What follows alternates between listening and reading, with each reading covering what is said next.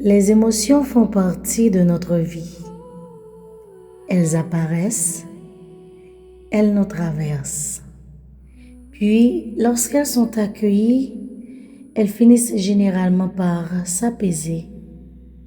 Mais il arrive que nous ne leur laissions pas cette possibilité, par peur, par habitude, ou simplement parce que nous avons appris à être forts. Alors, nous sourions alors que nous souffrons. Nous répondons « ça va » alors que tout s'effondre à l'intérieur.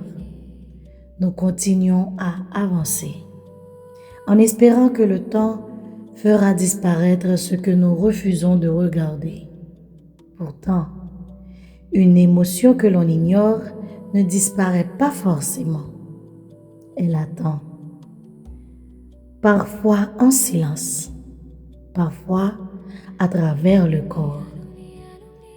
Le corps ne crée pas nos émotions, mais il peut en ressentir les effets. Lorsque nous sommes anxieux, notre respiration change.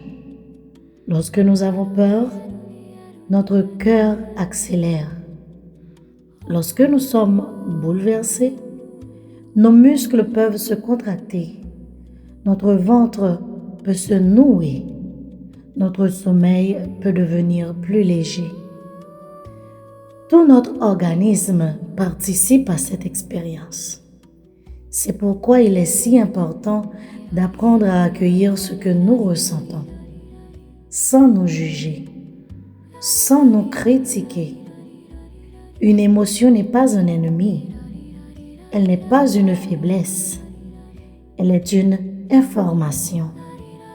Elle nous parle de nos besoins, de nos limites, de nos blessures parfois, et aussi de ce qui compte réellement pour nous.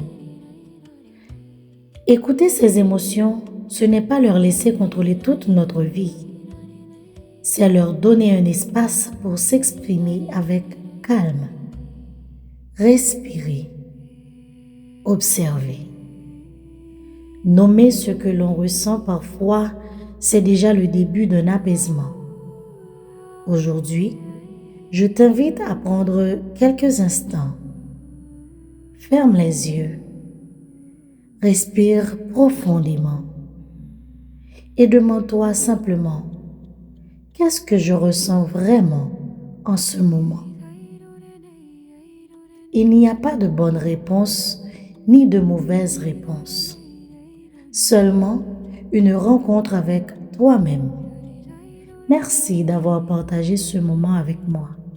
Je te retrouve très bientôt pour un nouvel épisode de Le langage du corps. Prends soin de toi.